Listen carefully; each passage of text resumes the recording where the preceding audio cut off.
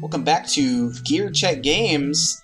This is our 6th installment of Pokemon Red. What was that? I just saw. That was the elusive Pikachu. He's now... It's a new shiny. It's white. That was Celebi flying away. Yes. Just like paste a Celebi over it. Nothing to see here, folks. Never mind. So, before we get too far into this route, because this route's all battles, so this hiker can just do whatever. Uh-oh. Also, I think this is our first time we see a Machop. God, it's horrifying. Head ridges Magoo. Even more so than you. That looks like amateur. He looks like he's kind of creeping you out. That looks almost as amateur as the art I do for these thumbnails. Like, why do they need to show his emaciated ribs? Maybe it's to show that he's like really That's dedicated. ventilation, actually. Those are his gills. I see. So he's like the swamp thing. He's an amphibious creature. Yes. Yeah, that sounds about right for Machop. So 2 things happened last time. We beat up a Team Rocket member that wanted us to join, but Red ain't no fool, so he sent him packing. Yeah, stay in school, kids. Yeah, don't do crime. And the other thing was, we caught an Abra, but we're not gonna use him because he is a trading token. Oh, okay. Yeah. Oh yeah, I was gonna remark last time. You nicknamed your Abra Lucky. That's what I always nickname mine. Aw, I didn't know that. That's cool. Time to trade him. Yeah, right. Yeah, that was sweet. Goodbye, Lucky. Here's the reason. Even though it's like 2-3 parts ahead, it's actually rock and roll through this game. The reason I go for Marcel, as he's nicknamed, is because you can't evolve your Kadabra to get like the most potential out of him if you're not throwing on a Game Boy. Well, if you just don't have anybody to trade with. Yeah, and that's kind of the predicament I'm in. So it was kind of between. Like, if I wanted a Psychic type, it was like between him, Slowbro, and Hypno. And I go for a different water type, so I'm like, well, there's an obvious choice here. Like in Gen 1. Fire Red with my fucking Kadabra. Kadabra. I mean, Kadabra's a fine Pokemon, but just like. Yeah, it worked. But like, it wasn't Alakazam. Yeah, it's like. I can kind of understand in Gen 1 they wanted to have.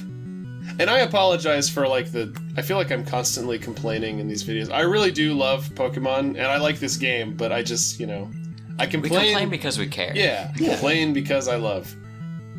Yeah. I can kind of understand the novelty in Gen 1. However, looks like he does not care. Yeah, same fam. Another I understand like the novelty of evolving Pokemon by trading in Gen 1 because we didn't have the internet, and like it was legitimately novel to have an RPG where it's like, oh, you can only get certain things by trading with other people. That's neat. But like as the years go by, like I just more and more want them to remove trade-based evolutions, or even just like the convoluted evolution methods in general. Yeah. The one that always stands out to me, we talked about this off air too, but Feebas and its multiple strange ways to evolve it. Oh, yeah. God. Or like the limited ways. I went through that ordeal. Yeah. Well, but even that, like, at least you can do that with a single copy of the game. Yeah. Yeah. If you got the time and the patience. Mm-hmm. The other one, I guess it's another Gen 3, is Monday. like the limited ways that you can evolve things. Like, say if you want in Gen 2, you want like a Slow King instead of a Slowbro. Well, you can get Slow. You can get, what's the baby one called? Slowpoke. At the beginning, or you can get it pretty early on. But if you want a Slow King, you gotta wait till you get Strength and Surf to go get the item. And by that time, you're probably already like close in level to get a Slowbro. So why waste it? Yeah, it's almost not worth the effort. Yeah. And you know what? I used the Slow King. No offense to Slow King, I used one in Soul Silver one time, and Mind Games was my boy. Nice, I like that. Yeah, I can totally see why more people would be attracted to Slowbro, because, I mean, you don't need either a friend with their own system and copy of the game, or doubles yourself. Yeah. To get them, so... If you're rich. Or even like... Oh boy, you know what? I'm not going to go down there. I was going to complain more about the lack of availability I have one more in Gen 2. that I'll throw out there. It's the one I mentioned in Gen 3, and that's the fact that you can only pick up one of 2 items to evolve Clamperl. Oh yeah, yeah. And both are cool, like fun Pokemon. Like I forever will love Gorbis and Huntail, but it's kind of like it's kind of like the 2 fossils in all the games that have fossils in them. It's like, well, you make a choice. It's just like nowadays it's just arbitrary. Like, can we just get rid of the 2 version system? Yeah. Like, I think individual Pokemon and like breeding has created an environment where like there's still a reason to trade, even if it's not for a specific species of Pokemon. You know? There's ways to make them valuable other than just like, oh, you just can't get this one in your version of the game. Yeah. Oh man, so you just reminded me of another silly Gen 3 thing. Oh yeah. Man, it's my favorite gen, but it's got so many silly things. In Fire Red and Leaf Green, Gen 3, you can get Eevee, and you can evolve him into his 3 forms. But you can't get Umbreon and Espeon unless you trade it to Ruby and Sapphire, because they just didn't make a clock mechanic in Fire Red and Leaf Green when they did in the game immediately before it.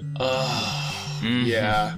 I've heard from people who attempted to complete the National Pokedex in Gen 3 that, like, Gen 3, you know, luckily it only has, like, just under 400 Pokemon to get, as opposed to today's, like, nearly 800. But as far as, like, games you had to buy in order to access Pokemon, like, Gen 3 was the absolute worst.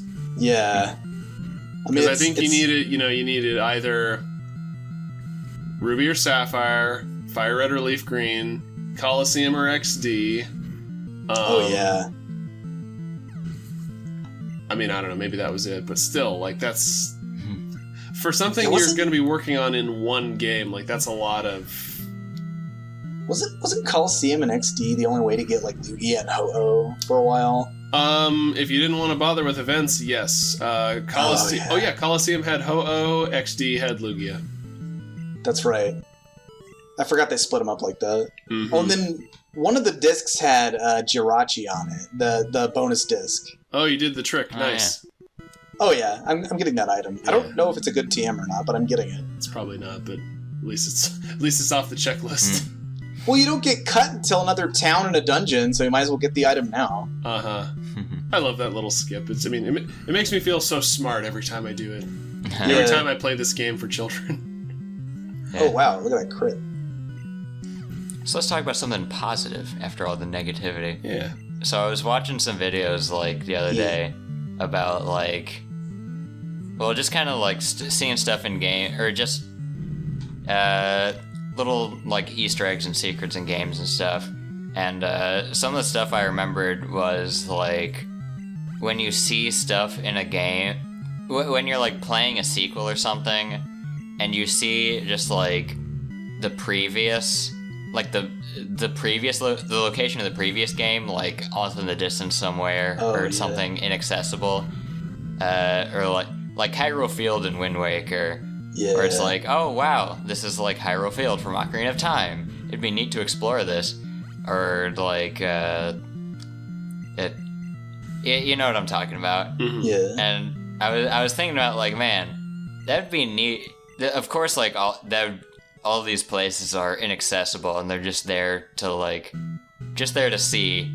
But it'd be neat if there was like an instance where you could actually like go to one of these places that you see in the game, and it's actually like the full world from the previous game, and you've got like all your stuff from this game, and you can explore it in the new way and all of that, and it's like maybe changed a bit. And I remembered, oh wait, they literally did that in Pokemon. Yep. Yeah. When you could go back to Kanto, and it was the entire region but it was like a few years later. Yeah. And there was like a whole extra story for going through Kanto. Oh yeah, thanks to the late great Satoru Iwata. I know. What a lad. Oh yeah. That no joke.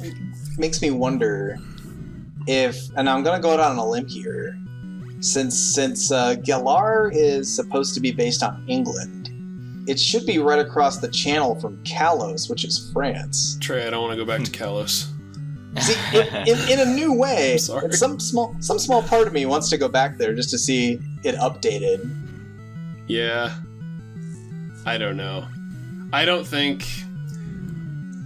think the reason why why Kanto was included in Gold and Silver and Crystal is because of Iwata and him seeing that, like, oh, like this, the way you've like managed your memory on this cartridge is like really inefficient.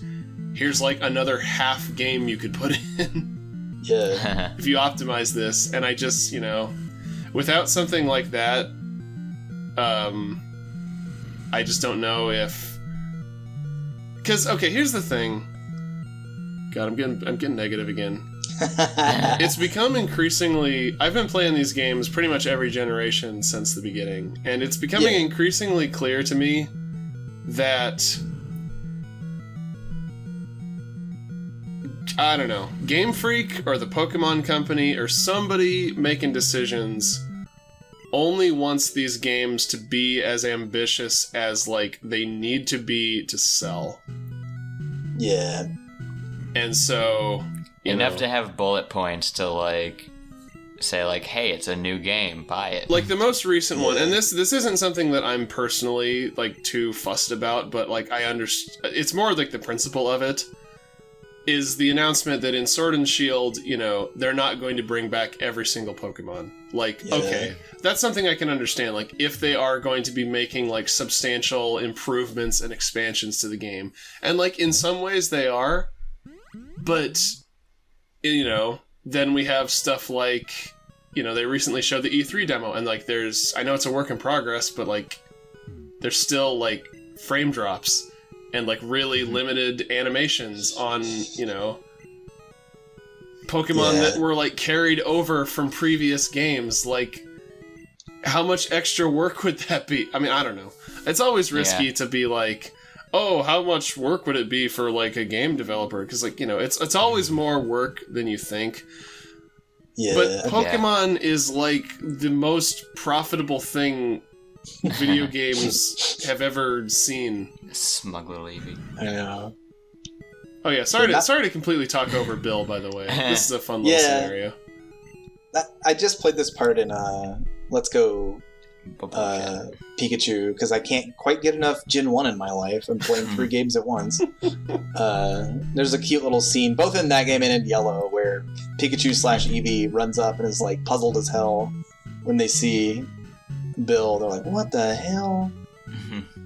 I guess as an addendum to what I was saying before, to kind of get off this, it annoys me that Game Freak or the Pokemon Company or whoever doesn't seem to be interested in making, like, the best possible game, but rather making a game that's, like, good enough to satisfy people. Yeah. Especially when we, looking over at, like, Mario and Zelda right now, which, at least for me, with, like, Breath of the Wild and Odyssey, are pretty cool and fun right now, and impressive games.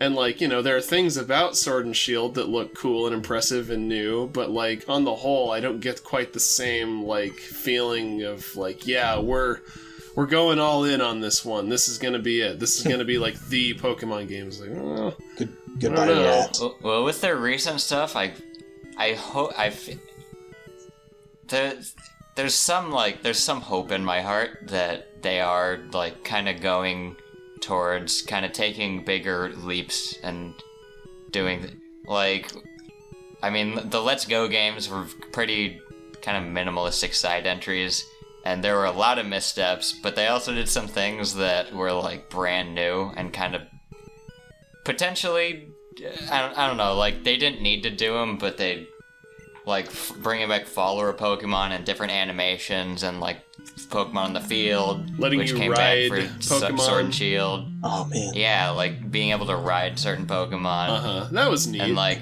Immersion. yeah, it makes me hopeful that they are kind of moving in that direction, especially now that Pokemon is like a console game. Yeah. That they're going in that direction of taking bigger leaps with like being less safe with the formula and just like trying to do more with it.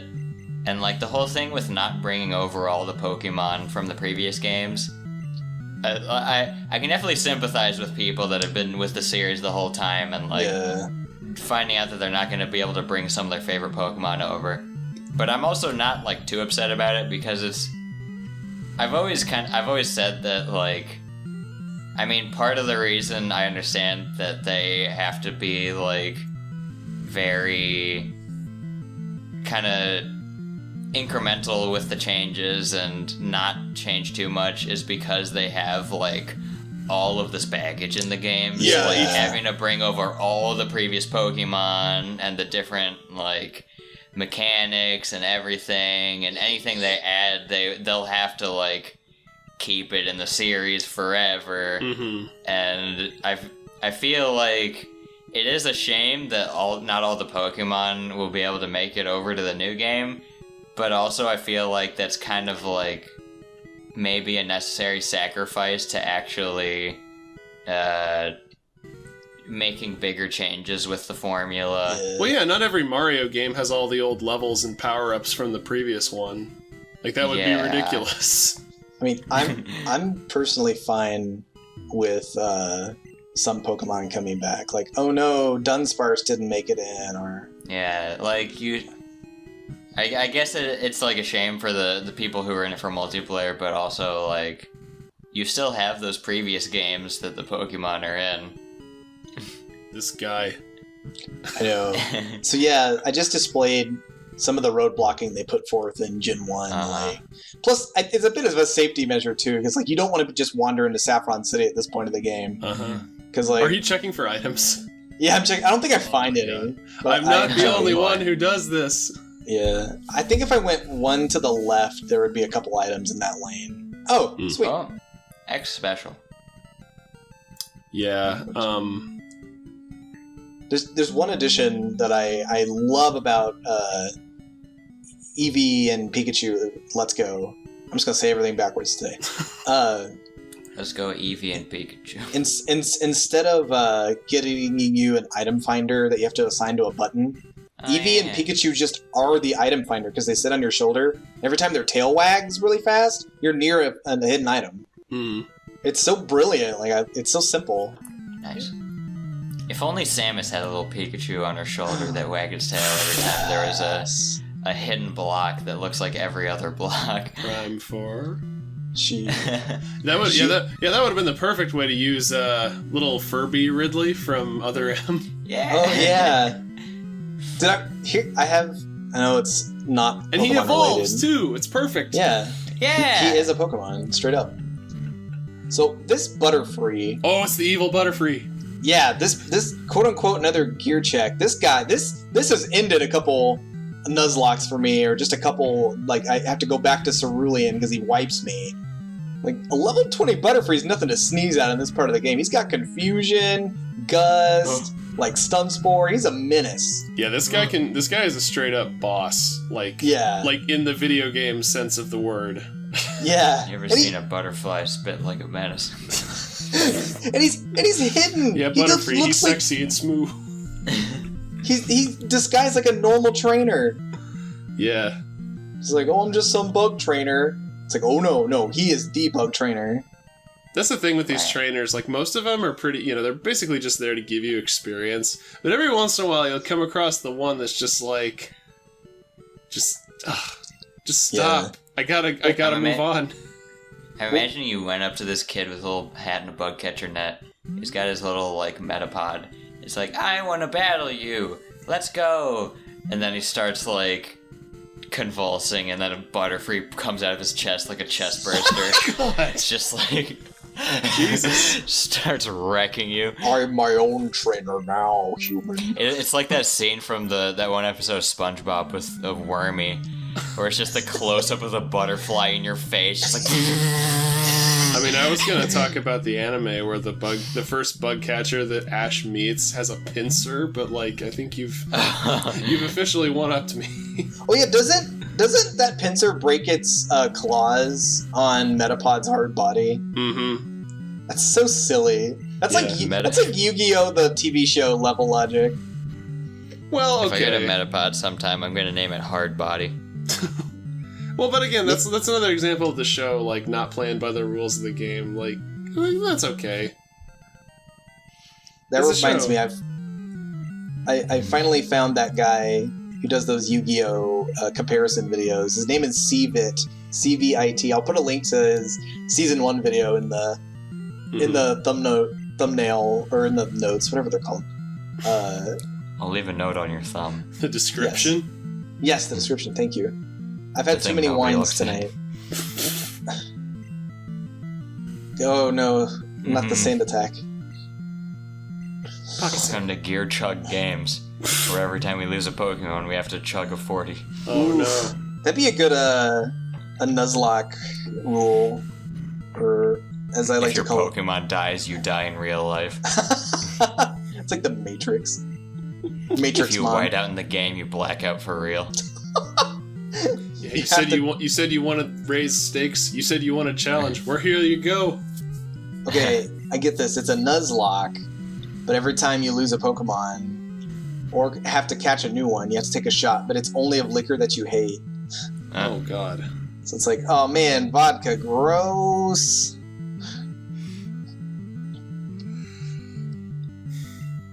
So like Every time you lose a Nuzlocke, but every time you lose a Pokemon, you have to replace it with a Metapod that only knows Harden. just make the game impossible to play. Get ready to struggle. Struggle to be. It's just the Twilight Town struggle tournament. Yeah, with Metapods. name your Metapod army like Roxas, Hainer, etc. Freaking That's like Setzer. Yeah, You guys Setzer's our front man. Yeah. You guys reminded me of that Kakuna. old Flash animation on Newgrounds of Magikarp versus Magikarp. Where like Ash and Gary just like go back and forth using Splash forever and ever. Okay, so I think in the previous episode I made fun of the completely ineffectual police force in Pokemon. Oh yeah. But no, Pokemon, I'd like to correct myself. Pokemon does not have the most illogically functioning society in a video game. That honor would have to go to Kingdom Hearts, Oh god, yeah. in which we have a fun summertime tournament where children and teenagers beat the hell out of each other with Nerf bats for the enjoyment of the townsfolk. Yeah, and the champion is a full-grown adult. Yeah. Who's just like sitting there with his Nerf bat ready to beat up on some kiddies. I found out the reason why he's in the game the other day, and it's Nomura, because Nomura was an art designer on Final Fantasy VI, and Setzer and like 2 other characters are characters that Nomura designed. So I was well, I'll put them in Kingdom Hearts. Why not? That's why it's so 7 and 8 heavy too. Yeah. It's like, these are my babies. Put them in there. Man, I don't know how much time we're going to spend here in this episode, but Vermilion was always one of my favorite towns. Oh yeah. Might just be the music, but I don't know. This was the first one that really felt like kind of a change of pace from the others. Yeah. It's probably just like having the ocean nearby just kind of gives it another layer of enjoyability. Yeah. Don't mind the pause there. I think the town. Time froze briefly. Yeah, sometimes Game Boys do that, don't they? Yeah, I was serving the state. The world does that. The town that I love the most, because it's big, it's sprawling, and it has really good music, is Celadon. Like, yeah, Celadon's good. There'll be a couple moments when we get there where I just kind of pause and let the entire track play because it's so good. I seem to remember Heart Gold and Soul Silver having a good rendition of that tune. Yeah. I think my favorite's weirdly enough Lavender Town. No, that's not weird. That would have been my first guess for you, honestly. It's definitely the spookiest. I can't say that I blame you. You know what? If it's Gen 2 Lavender Town, I'm with you. That place is wonderful. Well, we'll get to hear more Vermilion City next time. Hooray! Yeah. Yay! We're gonna go on a boat ride. See y'all. All right. See ya.